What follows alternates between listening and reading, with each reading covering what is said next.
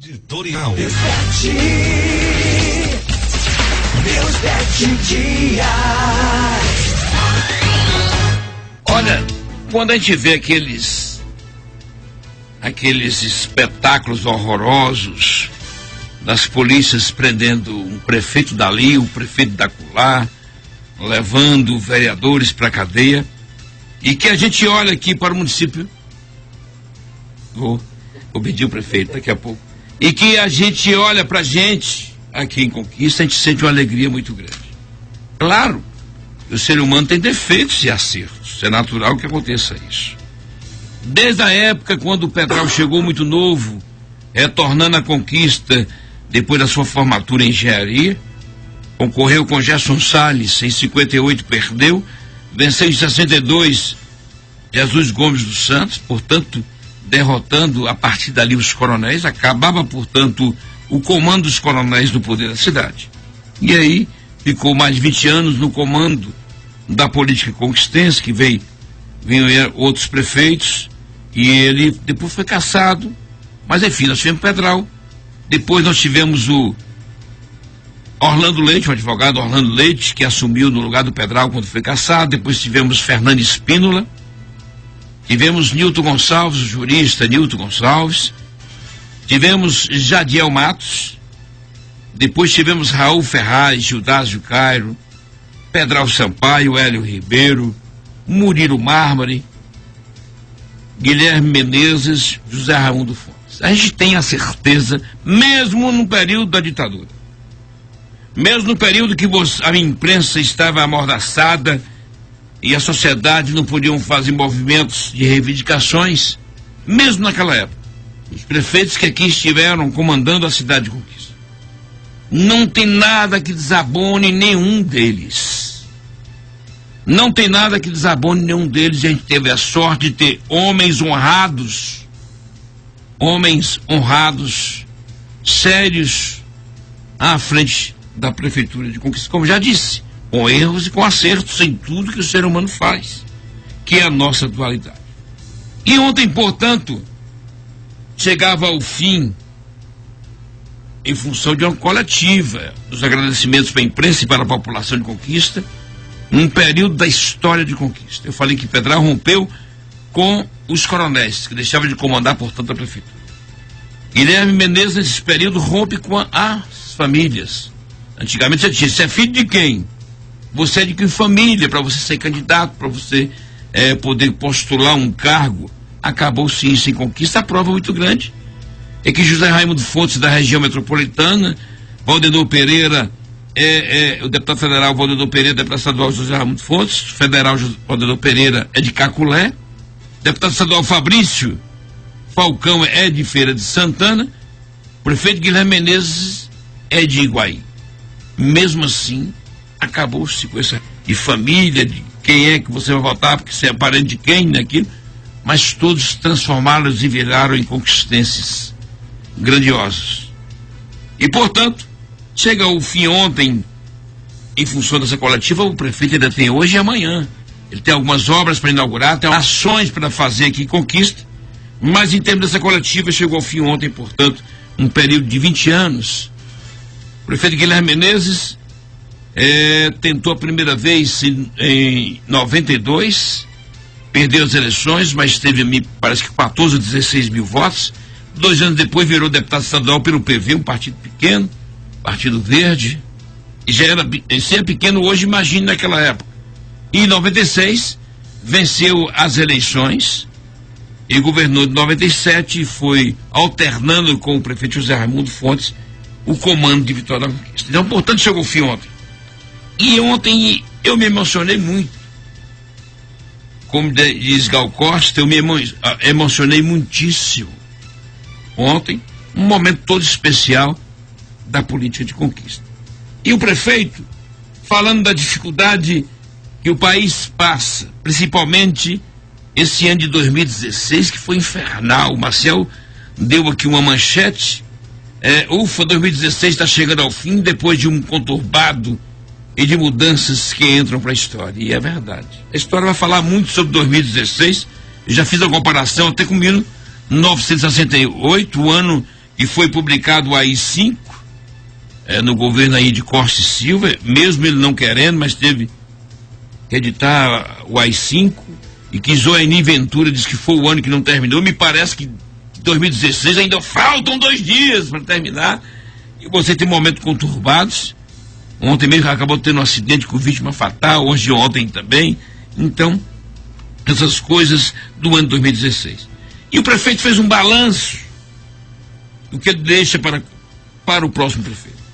Na Secretaria de Educação, ele deixa para a futura gestão um saldo de aproximadamente 4 milhões do Fundo de Manutenção e Desenvolvimento da Educação Básica e de Valorização Profissionais da Educação, o Fundeb. Na Secretaria de Desenvolvimento Social, ele deixa disponível um saldo de 2,5 milhões nas contas bancárias, referente ao Sistema Único de Assistência Social, o SUAS. Na Secretaria de Saúde, o volume de recursos passa de 3.100.000 reais. Investiu também no Sistema Único de Saúde, o SUS, 26% de sua receita, que corresponde a aproximadamente 67 milhões de reais. Na educação, na Secretaria de Educação e na educação, o investimento também foi de 26%, ou seja, 1% a mais que o exigido pela Constituição Federal, equivalentes a 35 milhões de reais. Mantido o pagamento das 2 parcelas do 13º salário, sendo a primeira em junho e a segunda em dezembro, significou um acréscimo na economia de mais de 20 milhões de reais. A prefeitura deixa ainda cobertura financeira para que se chama de restos a pagar, ou seja, para os empenhos que já passaram pela liquidação da despesa e cujos pagamentos, por questões técnicas, não puderam ser despesas e cujos pagamentos não puderam ser executados a tempo. Porém, conforme determinado pela Lei de Responsabilidade Fiscal, o próximo gestor deverá proceder com o pagamento nos primeiros dias do mês de janeiro de 2017. Esse dinheiro está garantido. Contratou o Programa de Modernização Administrativa, o PMAT, no valor de 5,5 milhões. O retorno desse investimento ocorrerá já a partir do exercício de 2017, com a atualização de 20 mil imóveis na planta genérica de valores que, a partir de 2018 até 2020, garantirá um retorno de até 50% de incremento dos valores lançados do IPTU. Tem uma planilha muito grande aqui falando de convênio e pavimentação asfáltica de diversos lugares, tipo Silvila, vias do loteamento Moradas Real, já do Parque, esse dinheiro estão garantido. Pavimentação asfáltica das vilas nos bairros Abelê e Bateias, loteamento Vila América, Guanabara e Terceira Avenida da Boa Vista. Enfim, tem um monte, Alto Marom, Jurema, José Gonçalves, Bate-Pé, Distrito de Veredinha. Tem também a Perimetral, em torno de 40 milhões de reais para o termo, portanto, da obra. Então, deixa, portanto, uma prefeitura líquida, uma prefeitura adimplente e uma prefeitura com recursos para manter-se inicialmente com a próxima administração.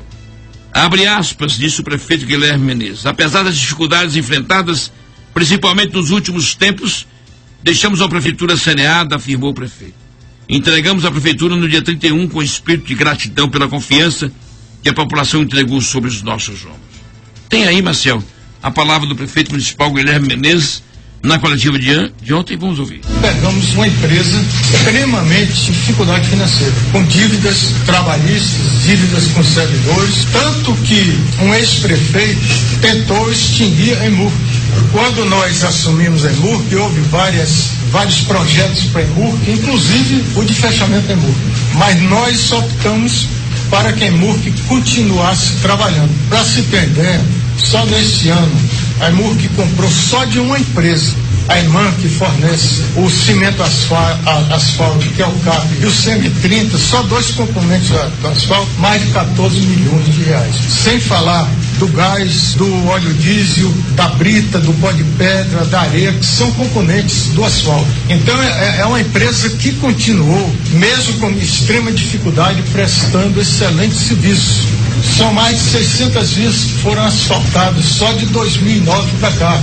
São mais de 51 quilômetros de canais de drenagem para águas desde 1997, e tudo a cargo da EMURC por empresas que, por intermédio da EMURC, foram contratadas. Então, nunca deixou de ter dívidas e fomos honrando as dívidas trabalhistas durante todos esses anos, a EMURC funcionando a serviço do povo de Vitória da Conquista. Até porque se ela fosse fechada, como gestões passadas quiseram, todo o passivo teria que vir para a prefeitura sem ela produzir nada. E ela nós sabemos comprovadamente o quanto que a EMURC tem produzido de boas obras. Imagine se cada rua, se cada avenida, se cada bairro precisasse de asfalto, a gente tivesse que licitar empresas e depois fiscalizar. Tem empresas que quase todas ganham pelo menor preço e muito às vezes antes de começar já está pedindo aditamento, que ganhou quase que fraudando. Às vezes a empresa, até no serviço de transporte, ganha e põe a outorga lá acima de 30 milhões, mas a lei diz que quem ofereceu as melhores condições, a comissão de licitação tem que aprovar, e aprova e depois não honra o que foi assumido. Então, com a EMURC nunca houve isso, porque é uma empresa do povo de Conquista, uma empresa pública, né, de direito privado, tem realizado obras da melhor qualidade, sem dar essa preocupação com relação nem à Prefeitura, nem à Caixa Econômica Federal, que é a repassadora, e que gostaria de adiantar o problema que tivemos nos últimos tempos. Todos sabem que houve um golpe na democracia brasileira. O Congresso Nacional retirou uma presidente eleita, com mais de 54 milhões de votos. O vice-presidente assumiu via golpe. Antes, a Prefeitura de Conquista, antes do golpe, a Caixa, pela credibilidade que a Prefeitura tem e os trabalhos da EMURC, a Caixa antecipava o recurso das obras e depois definir se tivesse qualquer pendência, a EMURC ia lá, cumpria, mas ela recebia com antecipação os recursos. Depois do golpe, tudo isso acabou. Hoje ela tem que ter o dinheiro para comprar todos os componentes, vamos dizer, do asfalto e de todas as outras obras, unidades de saúde, unidades gerais do desenvolvimento social. Aí mudou completamente por conta dessa instabilidade jurídica, política e econômica que o Brasil passou a conviver a partir daquele golpe que foi dado lá no Congresso. Tá aí o prefeito também explicando sobre a EMURC, sobre a questão da aviação, e sobre aviação eu ainda vou falar muito a semana que vem sobre isso, pegando aí alguns documentos, algumas informações sobre isso. Prefeito, o senhor cumpriu a sua tarefa, a cidade agradece pelo seu trabalho, a dedicação para a Vitória da Conquista. Tenho certeza que o senhor, a partir de agora, entra na história dessa cidade. E para encerrar o nosso editorial de hoje, o vice-prefeito Joás Meida Cardoso. Ele fez um discurso contundente, especial mesmo, uma coisa emocionante. Ele disse mais ou menos assim: a próxima gestão, abre aspas, né?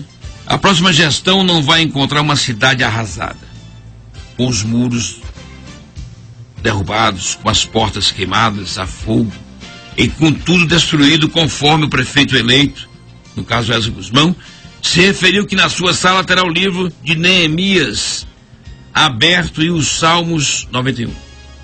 Estariam duas Bíblias, os Salmos 91 pedindo proteção e o livro de Neemias referindo-se a uma futura reconstrução.